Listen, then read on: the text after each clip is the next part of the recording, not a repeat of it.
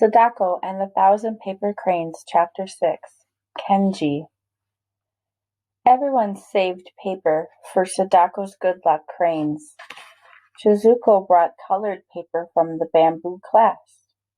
Father saved every scrap from the barber shop.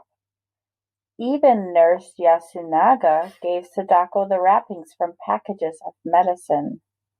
And Masahiro hung every one of the birds as he promised. Sometimes he strung many on one thread. The biggest cranes flew alone. During the next few months, there were times when Sadako felt almost well.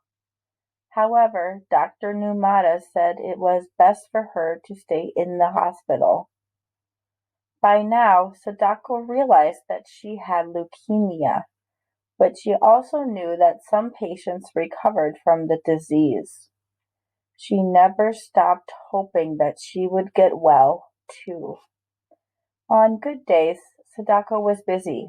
She did her homework, wrote letters to her friends and pen pals, and amused her visitors with games, riddles, and songs. In the evening, she always made paper cranes. Her flock grew to over 300. Now the birds were perfectly folded. Her fingers were sure and worked quickly without any mistakes. Gradually, the atom bomb disease took away Sadako's energy. She learned about pain. Sometimes throbbing headaches stopped her from reading and writing. At other times, her bones seemed to be on fire, and more dizzy spells sent Sadako into deep blackness.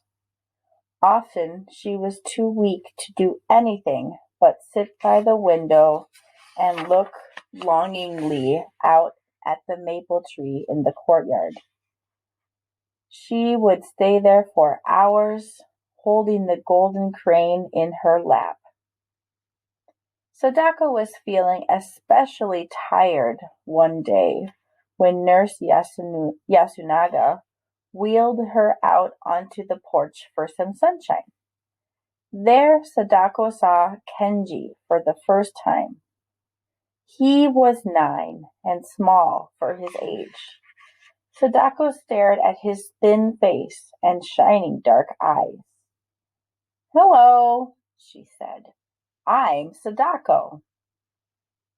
Kenji answered in a low, soft voice. Soon the two were talking like old friends.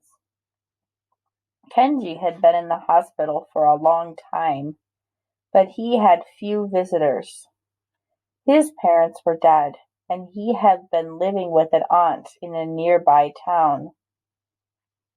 "She's so old that she comes to see me only once a week," Kenji said.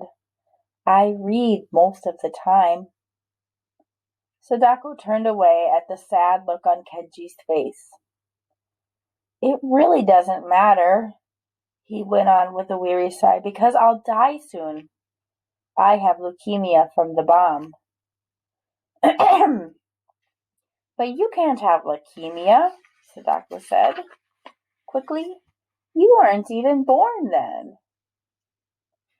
"That isn't important," Kenji said. "The poison was in my mother's body, and I got it from her."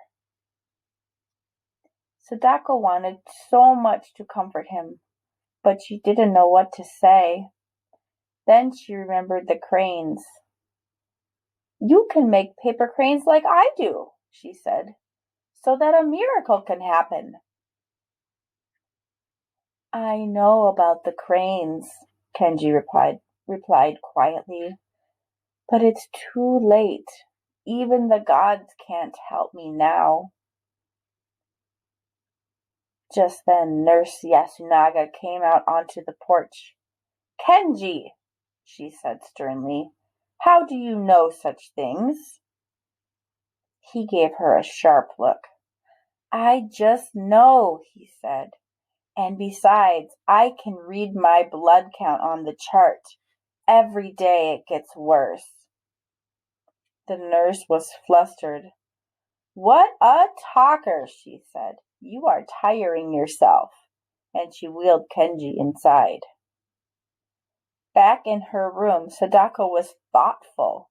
She tried to imagine what it would be like to be ill and have no family. Kenji was brave, that's all. She made a big crane out of her prettiest paper and sent it across the hall to his room. Perhaps it would bring him luck. Then she folded more birds for her flock. 398, 399. One day, Kenji didn't appear on the porch. Late that night, Sadako heard a rumble of a bed being rolled down the hall. Nurse Yasunaga came in to tell her that Kenji had died. Sadako turned to the wall and let the tears come. After a while, she felt the nurse's gentle hand on her shoulder. Let's sit by the window and talk, Nurse Yasunaga said in a kindly voice. When Sadako finally stopped sobbing, she looked out at the moonlit sky.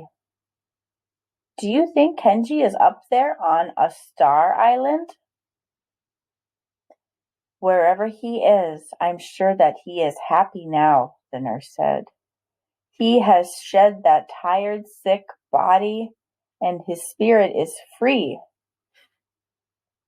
Sadako was quiet, listening to the leaves on the maple tree rustle in the wind.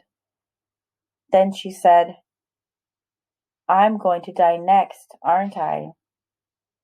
Of course not, Nurse Yasunaga answered with a firm shake of her head.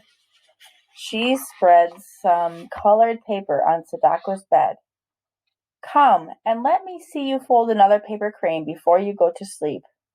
After you finish 1,000 birds, you'll live to be an old, old lady. Sadako tried hard to believe that. She carefully folded cranes and made the same wish. 463, 464.